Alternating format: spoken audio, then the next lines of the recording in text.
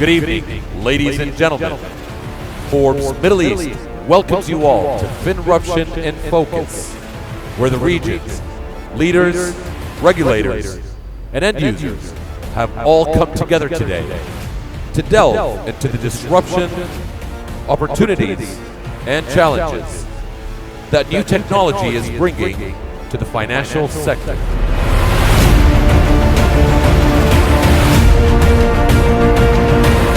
Understanding the hype and deriving value from blockchain. All right, ladies and gentlemen, please help me welcome to the stage our next round of panelists. I would like to start by welcoming the CEO and founder of DEX Exchange, Mr. Leon Smith.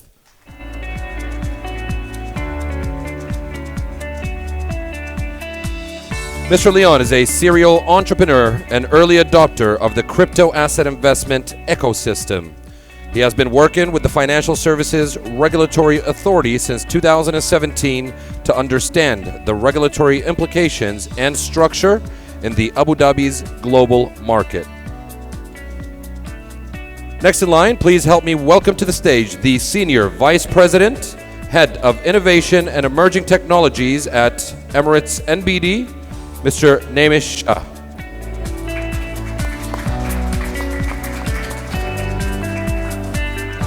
Mr. Namish has over 20 years of experience in both banking industry and deals with emerging technologies, looking into the future of the banking sector.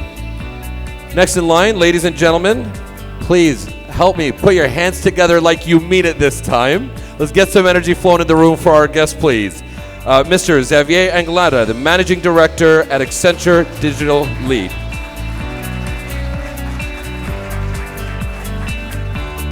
Mr. Xavier brings with him over 22 years of experience in strategy consulting operations in the fintech, media, and telecommunications industry. He was previously the CEO of Cash Credit, where he led the company's expansion. Next in line, ladies and gentlemen, another warm round of applause for Mr. Zishan Idris Khawaja.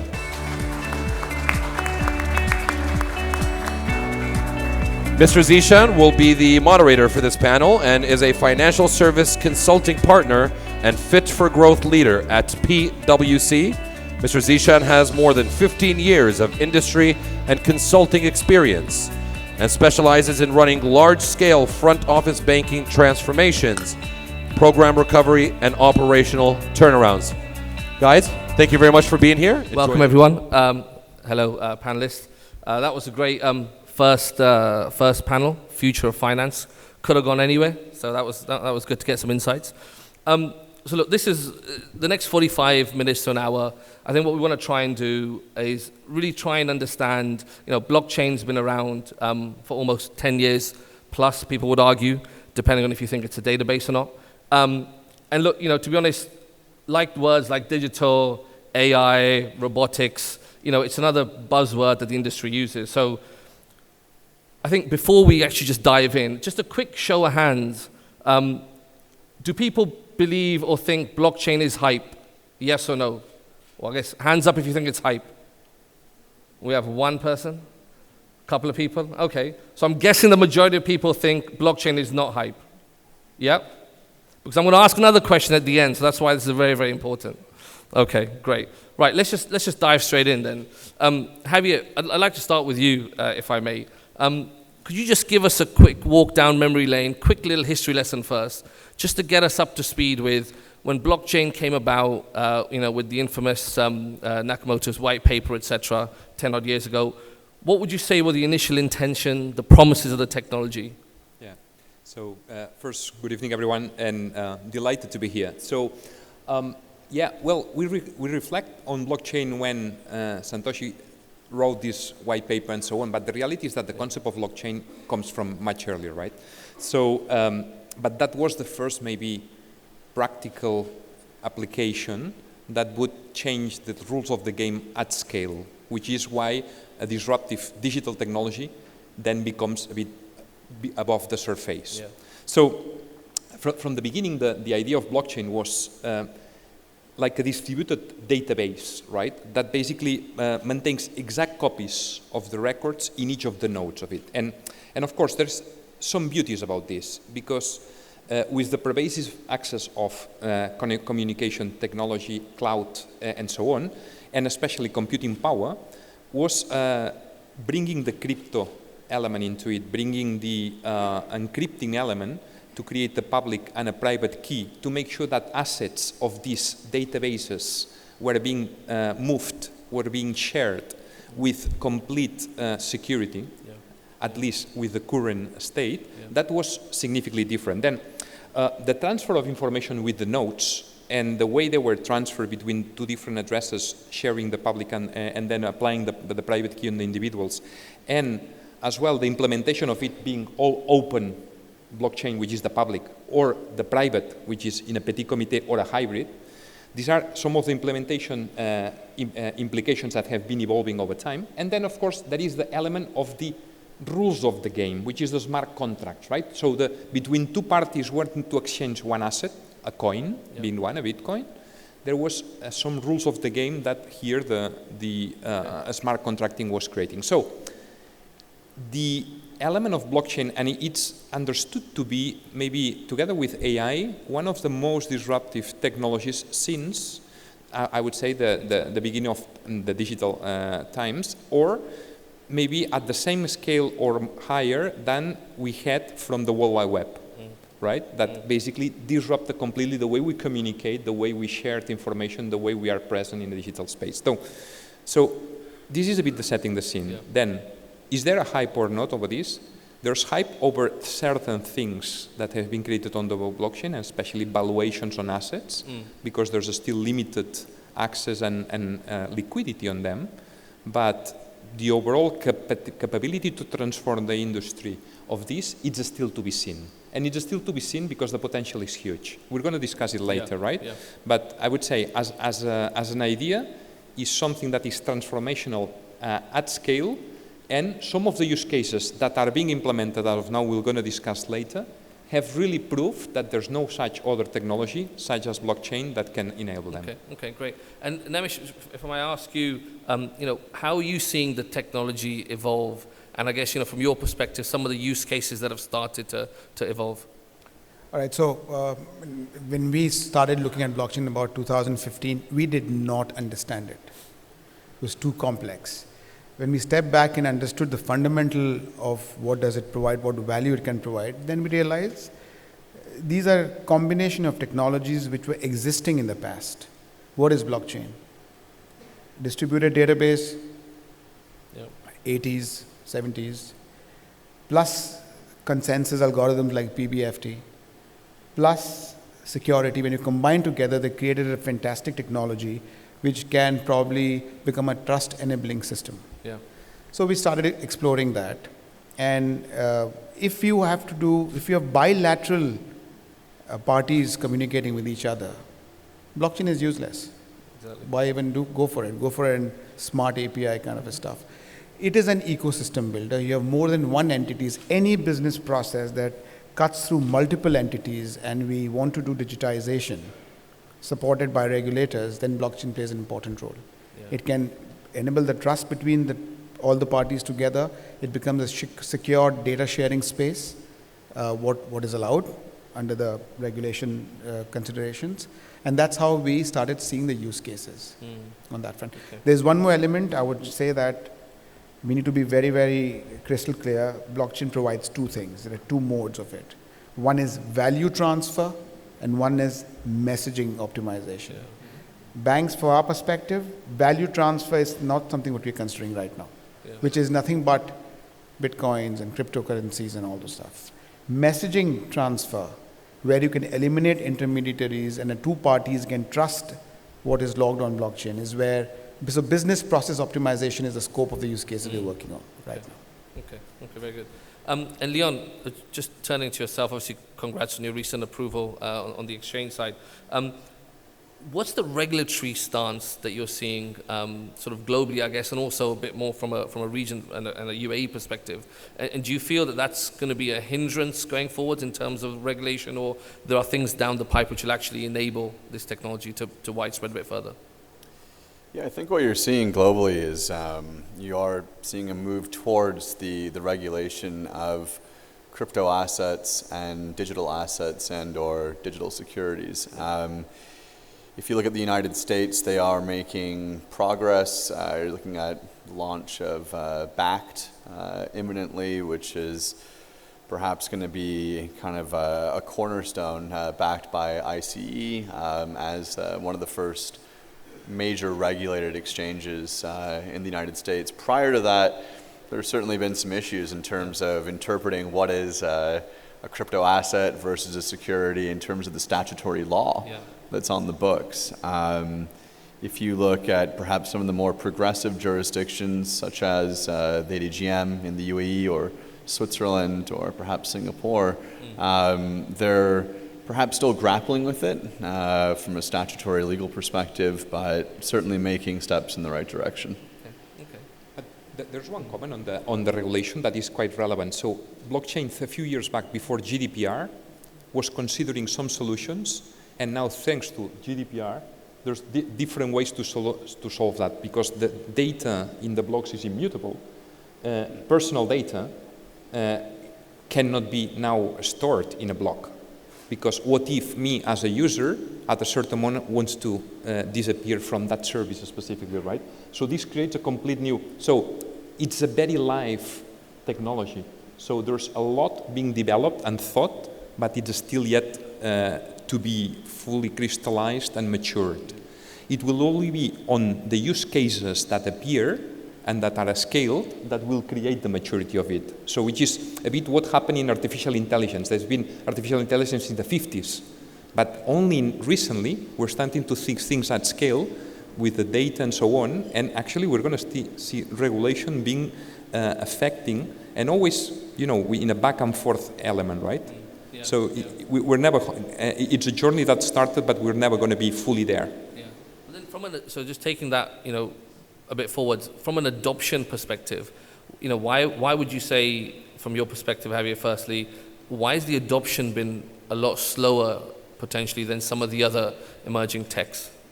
Well, first of all, for a number of things, because I think, as such, we started from the tech part rather from the use case part. And this we're seeing in many other cases, right? So there was a hype. There was a big hype a few years back, and you would see valuations of companies and so on over the top, right?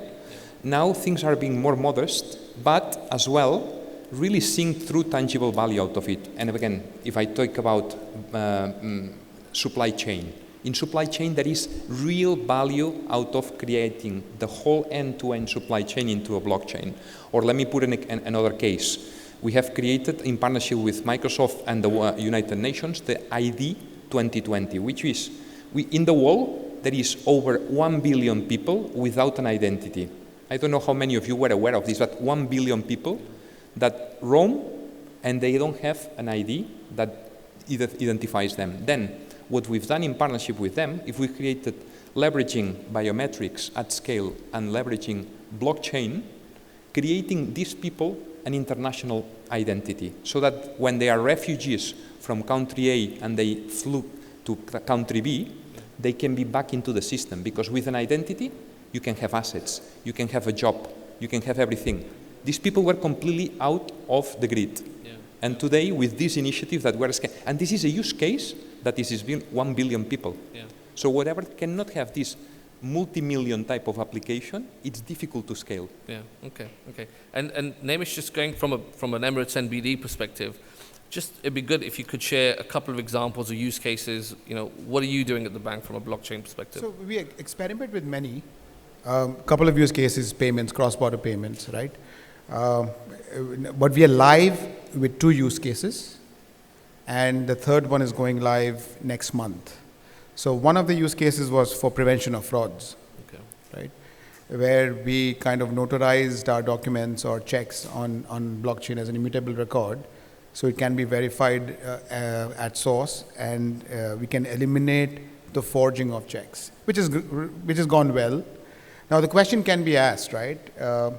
Why do we need blockchain for this? And I could have done it on a Oracle database and applying encryption stuff.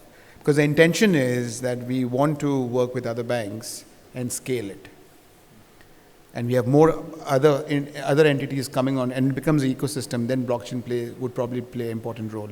Because kind of every banks would share data on that, which needs to be in an encrypted state. And there's a kind of data sharing plus the security of it, where the use case will drive and derive value from having blockchain as a platform rather than the other way. The second use... If I was to interrupt you just on that point, you talked about banks working together. Inherently, do you think there is a challenge there? Because, blockchain brings about trust, it brings about, sort of that openness almost. So do you feel there is that challenge to kind of get around, and how do you think banks would So I'll come to that. That's where the scalability comes into play, right? The second use case was more in partnership with governments, where we became their partners, and there was more on reconciliation. How a single ledger or a trail or one ledger shared by multiple entities and signing transaction snapshots on each of them was able to reduce reconciliation time almost instantly. Settlement was, of course, based on, because we were to lose in that, so we said keep it N+2 at least. Yeah. But then they were able to, for them, the government entity who initiated this, for them, reconciliation time reduced from 30 days to 2 days. So again, there was a benefit out there. Yeah. And here the blockchain made sense. There were multi-disparate entities sharing one single ledger on that front.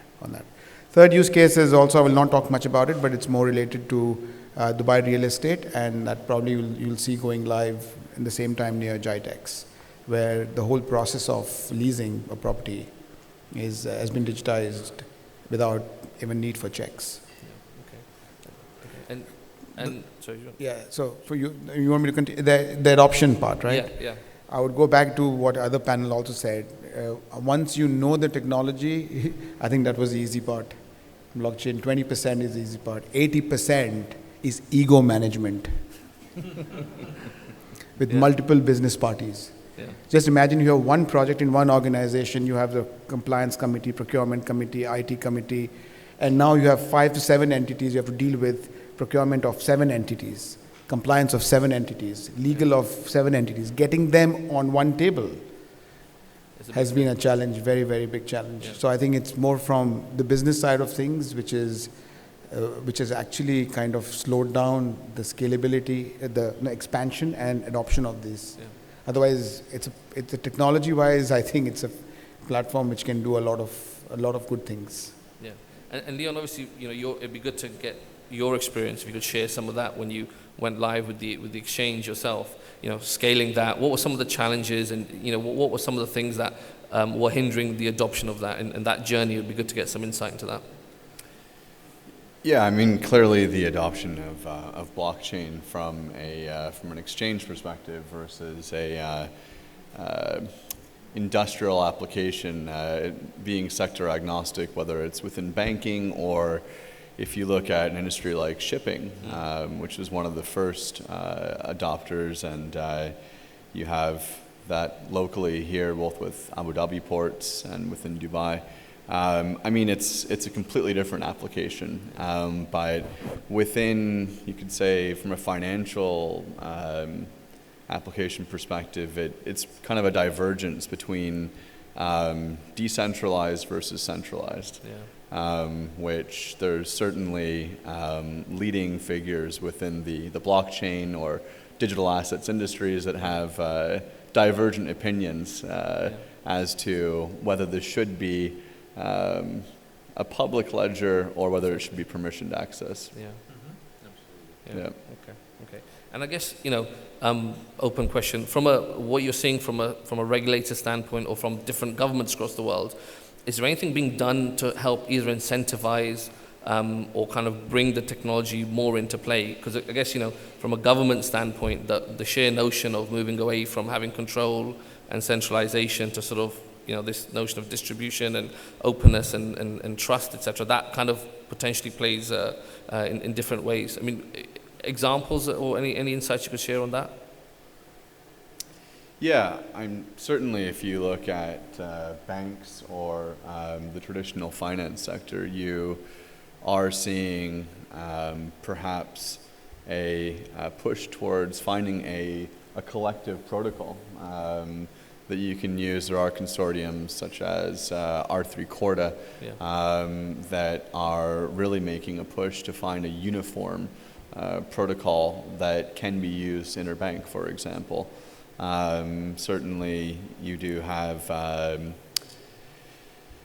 protocols like XRP or Ripple that aside from the crypto asset or the currency aspect are looking at using purely the protocol for cross-border transactions. So there's many different approaches, and I think from a regulatory perspective, certainly it's going to be an approach where they have the assurance that there is a transparent mechanism for understanding of where the transactions are coming from and where they're going to in terms of the end recipient. Okay.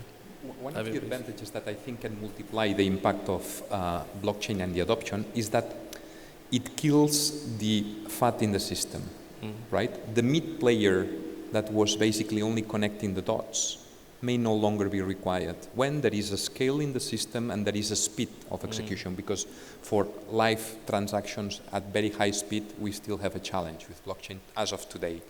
But putting this thing aside, it's a thing that can create a lot of value, because, for instance, a government that wants to incentivize the tourism, wants to connect the assets they have in the country with the global players, do not need to go to the platforms that integrate that. They can basically publish their service and basically pass on, instead of having the booking mechanisms in the middle to take a big share of the value from the end players, right? Hospitality, transport, you name it. So to me, it goes into the marginal cost economy, that we trend everything that can tend to marginal cost zero is the one that will survive in the future, right? And I think blockchain breaks that intermediate players across. Be it the central entity can be the central bank for some things that may not be required any longer in the future in some cases. In some others, they may still, because over the top is who is the regulator, who sets the rules of an ecosystem of blockchain environment, right? So that's one of the key areas but brings a lot of value. Another case, for instance, supply chain, value chain. Take the agriculture for, or take even, for instance, the clothes, the high-end luxury clothing. There is a huge market loss due to counterfeit, a huge market loss. So if you can trace every single step of the value chain, understand who's selling, who's reselling, and then the end customer knows that this is not counterfeit product, and this gives value to a resell of that product. If this end customer, so this is value added that today doesn't exist, is net new, and has killed billions of dollars of losses to the big brands, and we're working with a few of those, creating these partnerships, this consortia, to be able to create this end-to-end value. So there's a lot of value hidden, trapped, we call it.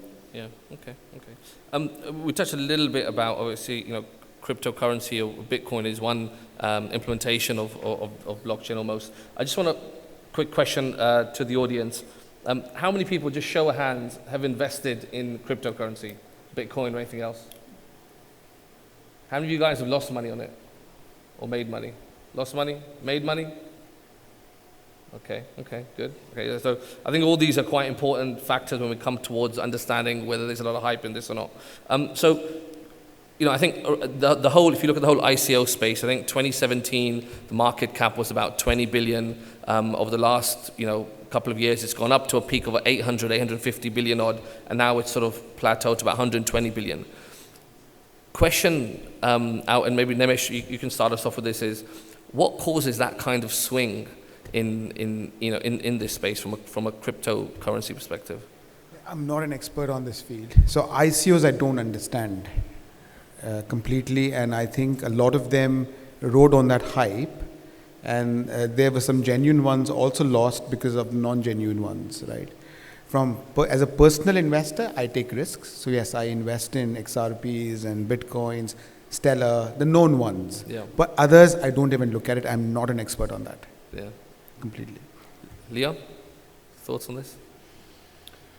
Where to start?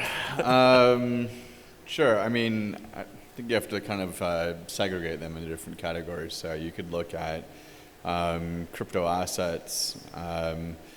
ICOs are something of a blend, and it really depends on what jurisdiction you're in. So ICOs have kind of reinvented themselves over the years to move to STOs or IEOs, and in terms of, if we kind of, I guess, go back to the roots, at the end of the day, it's still based upon a blockchain protocol. Yeah.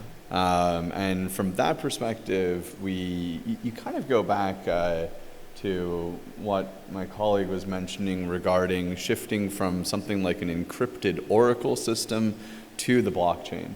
And when you look at perhaps a shift to digital securities, which perhaps under the right regulatory framework share the same aspects as a security, the primary difference being the recording mechanism.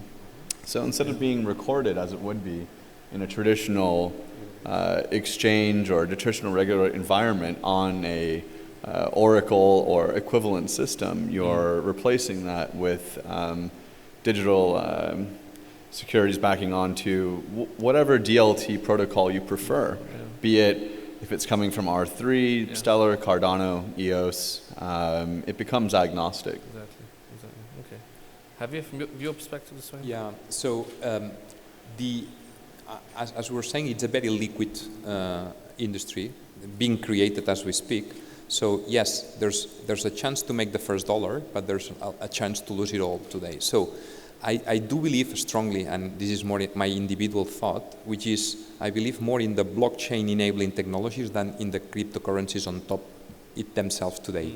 So I see more a value to invest in the long run, to be long on those, than because the elasticity of even Bitcoin, right? So we've gone from the few thousands to 10,000s again, and why? Right? Is there it's a bit unpredictable, and as such, as you were mentioning before, right? So it's difficult to understand and to correlate versus traditional core value, core assets. Where is the value behind this, right?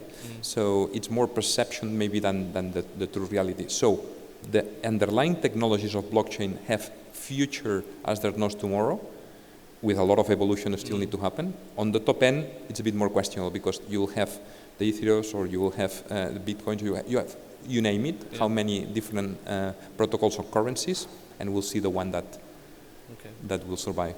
So we think there are more of this to come, and from a correction standpoint, do we feel there's going to be more corrections? And I guess the other question is, if you had to put a time frame on this, and this could be the $100 million question, is how do you what kind of time frame would you put on this in terms of for the technology and the application to start actually maturing as well? To me, I see when we're starting to have use cases that are at scales in the hundreds or the tens of hundreds of millions of users or applications, then we're going to see a much more value, intrinsic value into it. And you're starting to see some big funds related to technologies of blockchain, meaning that there's, and from top investment banks in the world, meaning it's starting to happen, right? It's still a long way until fully matures, right? Okay. So if you tell in 1 year, in 5 years, who knows this, right? It depends a lot about the liquidity on the market. Now that we are a bit on, are we top on the asset class, traditional stock and so on? Is it gold? Is it other commodities that are gonna? Is this an access, an alternative investment vehicle such as gold could be? That could be seen as such. Yeah, okay. And Leon, from your perspective, from a maturity standpoint, when do you think not just the technology as it sort of evolves, but also some of the core application or use cases of those? When will that be in a mature state? Well, I think some of the applications, if you look at again certain sectors like shipping or logistics, it's quite mature. There's large-scale adoption within certain sectors, and there's certainly governments that are becoming very active, both at a federal or in the U.S. at a state level as well. Everything from recording transactions at the public notary. From recording real estate transactions. So I think there already is widespread adoption. I think it will come down more to a kind of a stakeholder by stakeholder approach. And perhaps we may look back 10 years from now and there are several different protocols kind of similar to Blu-ray versus VHS and DVD, or the sort of Blockbuster Netflix argument. But yeah, I think there certainly will be perhaps certain protocols that come out in terms of market share. Yeah. Okay. Let me just kind of flipping a little bit. There was a notion that the blockchain technology has sort of gone out. We've got the technology and it's trying to find a problem to solve. And I think in the previous panel there were similar parallels made as well. From your perspective, I guess, how did you, at Emirates MBD, how did you start your journey when you looked at blockchain? Did you look at it because there was hype in the market, people were talking about it, or did you actually have a use case where you thought actually distributed ledger could be the way forward? So it started with curiosity on what is it hype all about, right? Yeah. And I personally, and to a little extent, the team also believes that every time you did not need to know the problem. If you know the problem, solve it. What are you waiting for? Yeah. Now, it could be an opportunity which you have not thought about, and maybe there is a platform which is able to capitalize on this opportunity. Then explore.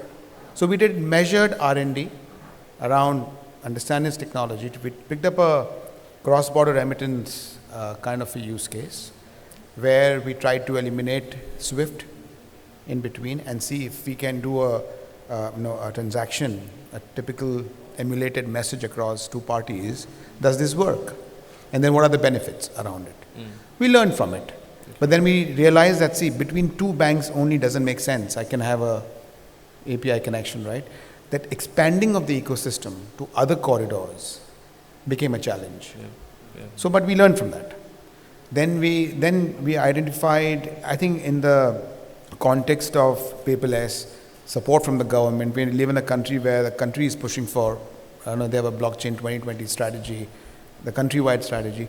And we looked at use cases where this technology may fit, not necessarily the other way around. Okay. So digitize your processes. If you can give a customer experience, completely paperless, reduce time, pick up the use case, and then it said, does this blockchain make sense? Or we are happy with point-to-point APIs or Oracle database? But then we found some use cases which does make sense, and then we explored further into it on that front.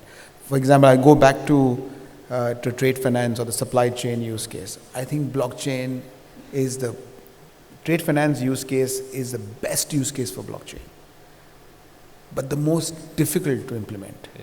Getting all the parties together. If you were able to digitize trade finance, it will directly have an impact on the economy of UAE.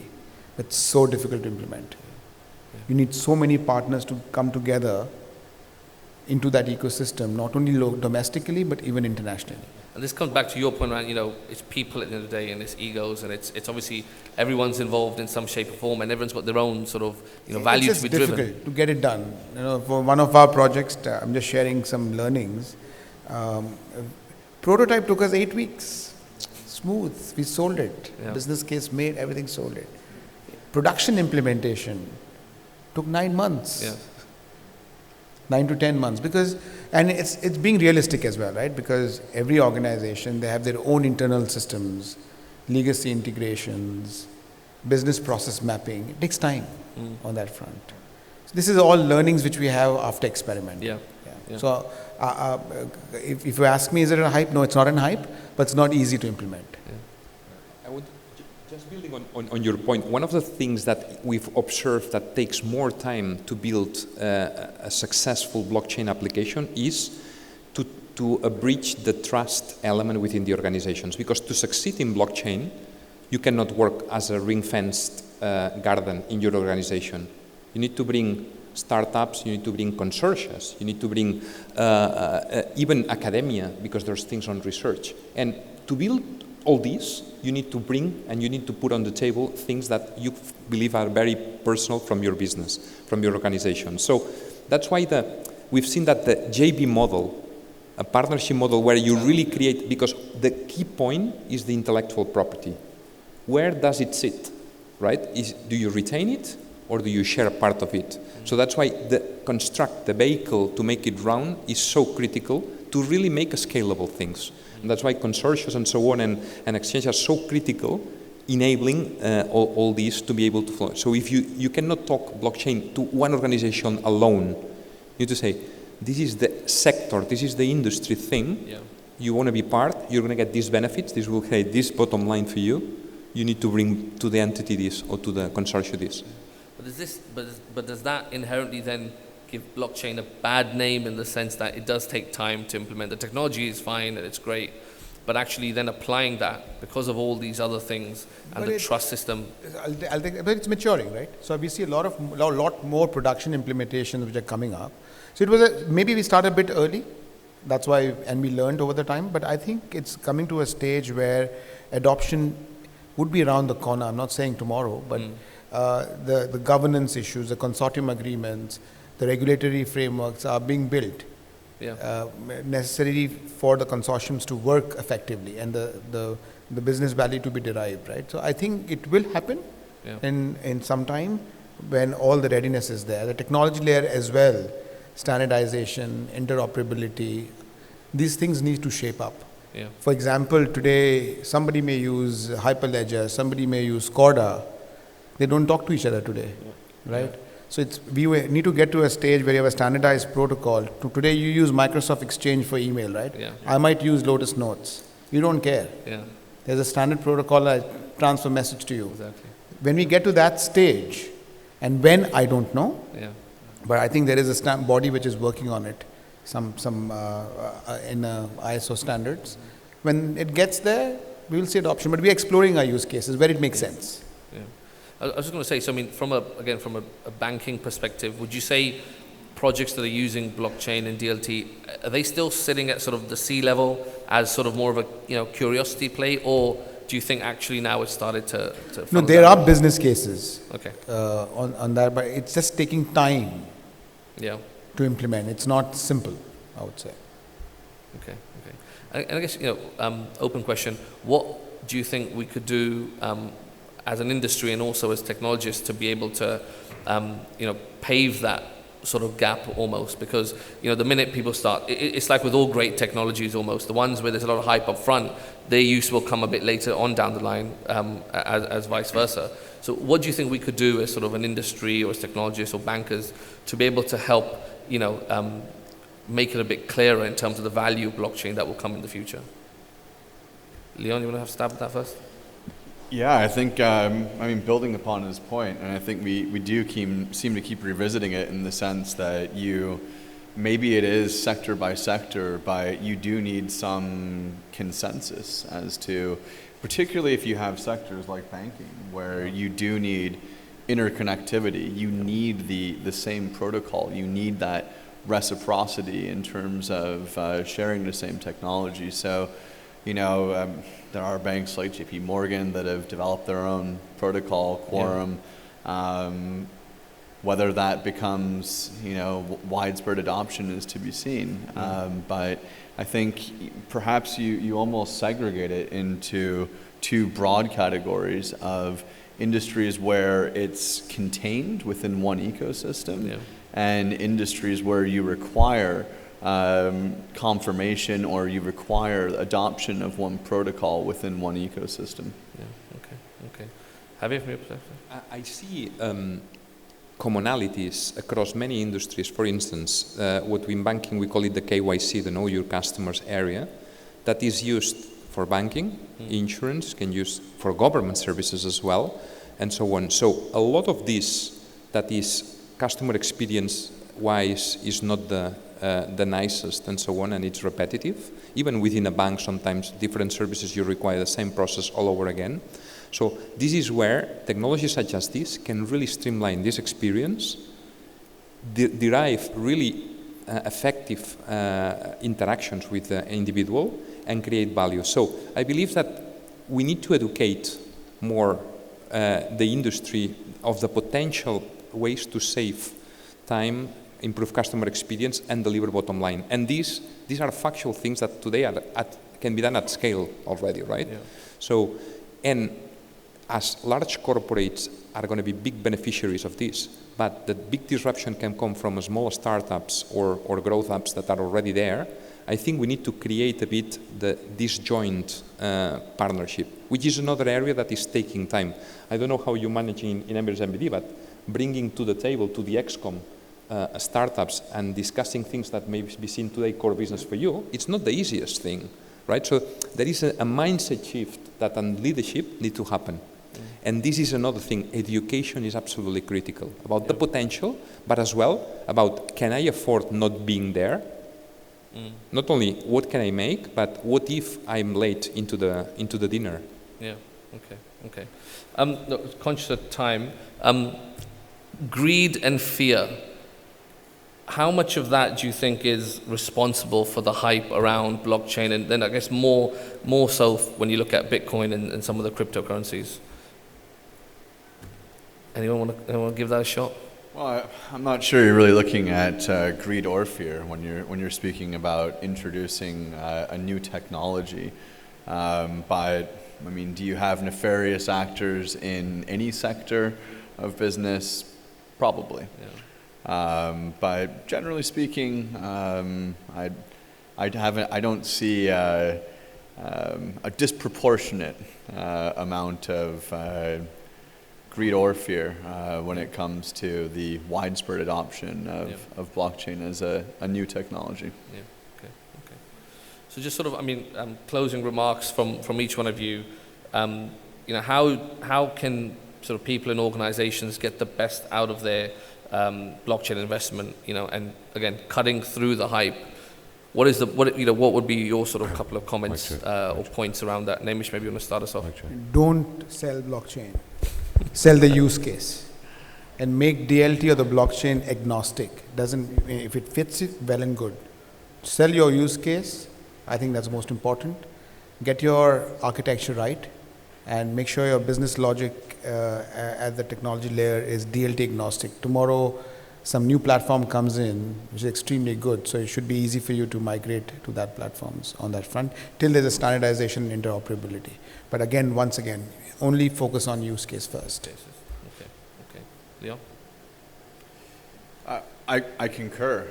If you're looking or evaluating at the different blockchain protocols that are prevalent, from an investment perspective, one should absolutely look at it from agnostically as to what is the use case for each protocol. Yep. Have you?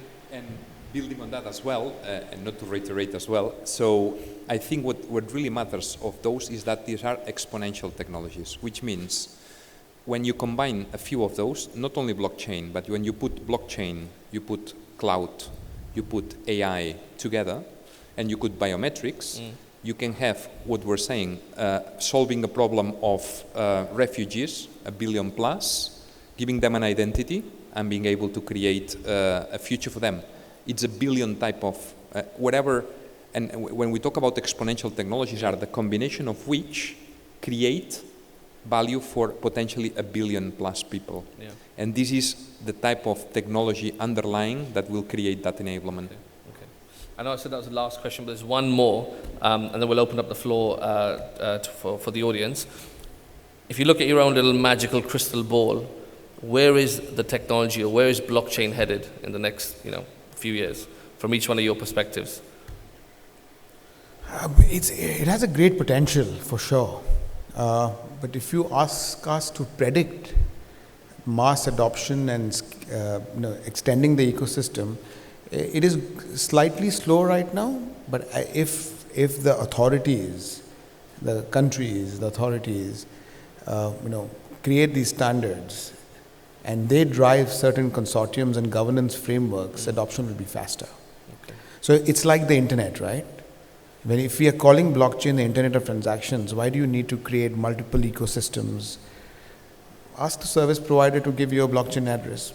Make it within that country. Like you had internet, you get your internet connection, and then you deal bilaterally or with multiple organizations. Yeah. Internet of transactions, so make it launch it as an internet service, and then you run your use cases on top of it. Yeah.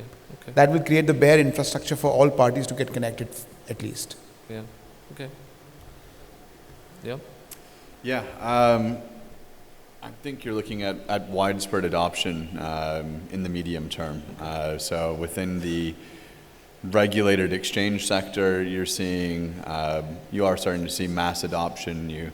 If you don't have any statutory law in place, certainly all of the regulators are at least looking at it in the form of guidance in terms of looking at new financial instruments that are being created or identified.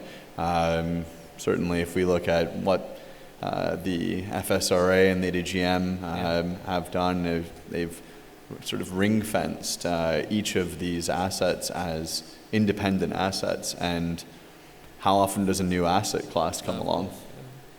Okay. Interesting. Have you?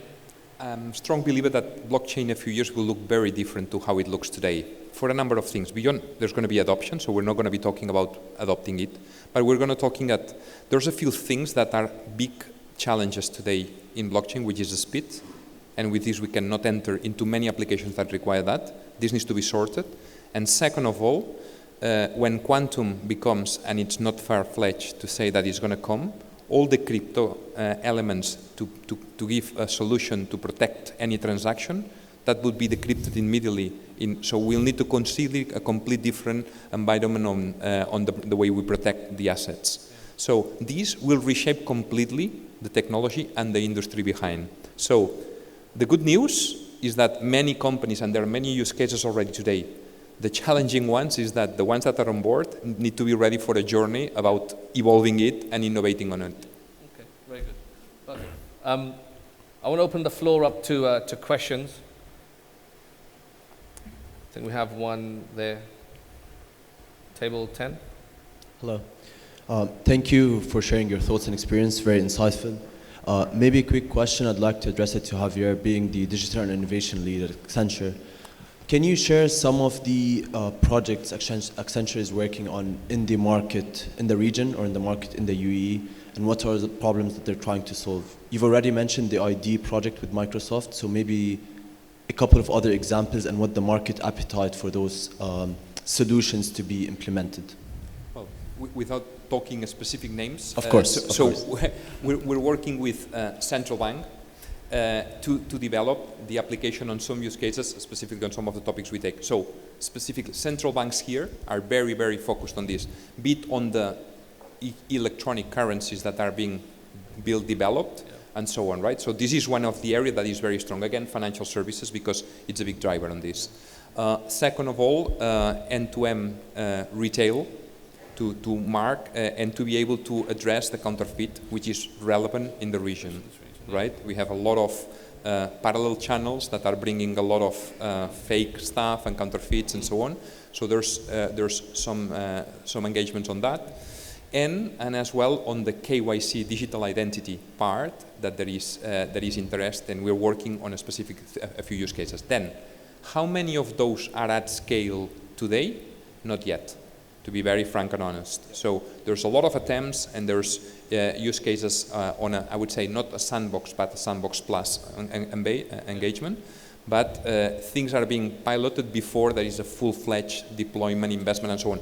A few reasons. We don't have a public cloud yet fully at scale, right? And there's a few things that do not make easy access of some of these services, right? So it will come, because it's coming, right, with Microsoft landing here and so on. But we first walk before we run on this. Yeah. Okay. Thank you.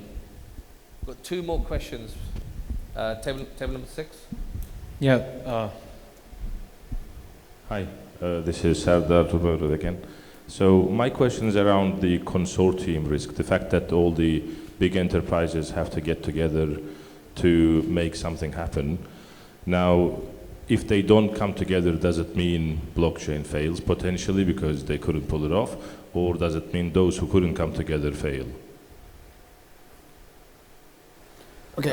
Anyone who... If a use case demands their participation, then they have to come together, because if even one entity does not come together, you break the process on that front. So what we have learned is the authority needs to drive that, and when authorities drive that, participation comes when everybody sees benefit mutually. So business case, business benefit analysis, what is it for me to join this consortium, what is the benefit, that analysis is done, and the consortium is run by a governing body who has the authority. For example, trade finance, the port authority should run it, not a bank.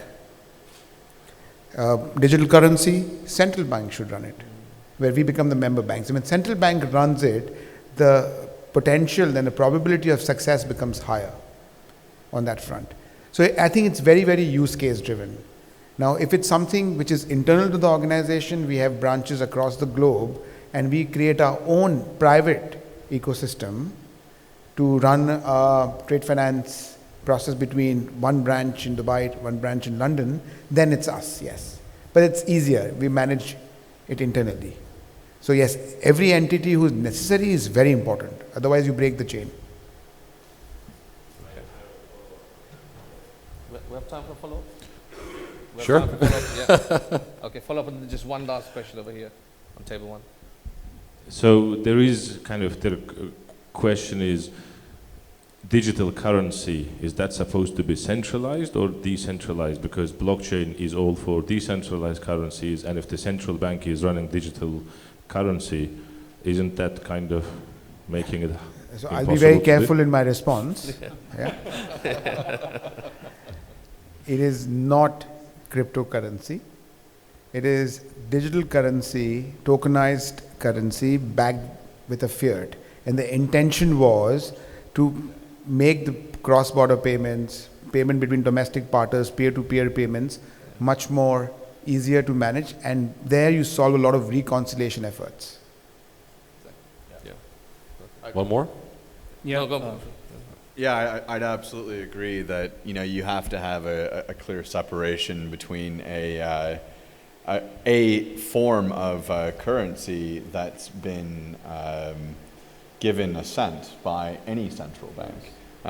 That there certainly it would be a centralized approach. Yeah. Okay. One last question here, table 1. Just get a mic. Sorry, I have a question here. Table 10. Let's go for it. This is for Naimesh. Naimesh Yusuf here. So you spoke about the challenges in driving the use cases that you have, which is ego management, right? We have seen globally in Europe, Singapore, Hong Kong, many use cases, many consortiums coming up, big banks coming together to work on solving some use cases. Is it because of culture? I want to understand this. Like, what do you think, from your point of view, we have these kind of challenges in this region? Is it because of culture, mindset, or understanding of technology? That's one part of the question. The second part of the question is linked to the question that was asked before. When you see use cases driven by a neutral organization, be it the government, like Dubai Smart Government, or Central Bank, or ADGM, or what have you, like in Singapore, you have MAS driving certain use cases. Does that help in adoption of a technology or solving of problems in the society? So I need to get your view to that. Yeah, so your first question was before I answer? Which is, what do you think are the reasons for having these kind of ego, in the, you spoke about use cases that you felt and you saw in this part of the world. Is it specific to culture or mindset or lack of knowledge? Yeah. I think it was more of, I don't think it was cultural. Everybody was very, very optimistic on that. It is more to do with mindset initially and then education. Once the education process got over it, when they saw benefit, what is it for me, was a question everybody asked. Once that got answered, things became smoother. However, things like consortium agreement, just drafting the agreement and getting legal consensus from 5 parties, you can imagine how much time it can take. So typically one contract with one legal in one organization can take anywhere between 4 to 6 or 6 to 8 weeks. There are so many people involved. I think it's not cultural issue, it's just different opinions that come out. And with this process, they also learned. Now they know the next ecosystem which we build will also have a consortium agreement. Now we have a standard ready. So now for the next ecosystem, the time to close out a consortium agreement will not be so much. It will fall within months probably, if not, within 3 months or 2 to 3 months. I think it's evolving, I would say. That was your first response to your first question. Second, if you can repeat again, please, sorry. Second was around if a use case is driven by a neutral organization rather than you driving. So does it make a difference and in terms of adoption and people coming in? Absolutely. Completely agree. Certain use cases should be driven by neutral authorities where they become the governing member as well. Gives a lot of comfort to the members to join and participate. And sometimes when people like Central Bank or let's say Smart Dubai runs these kind of consortiums, even what is it for me, if there's nothing for you, even they come and join you to just experiment. So it is very important that these entities drive it. It helps. So one last question here. We'll take that.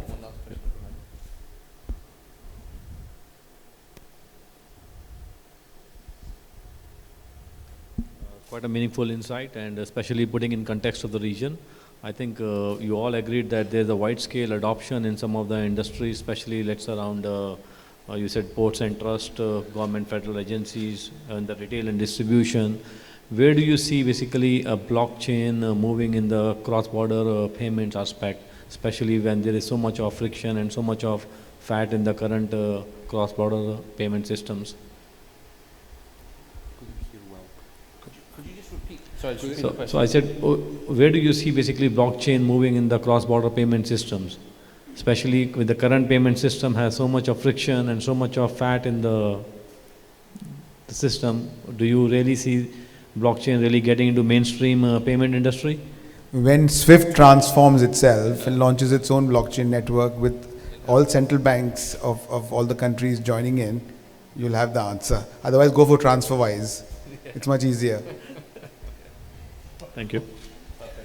Just want to say thank you so much to the panelists. I think it's a good discussion. With anything, everything's a journey. I think blockchain's taking a little bit longer, but I'm sure we'll get there. Thanks again, everyone. Thank you. Round of applause, ladies and gentlemen, for our panelists.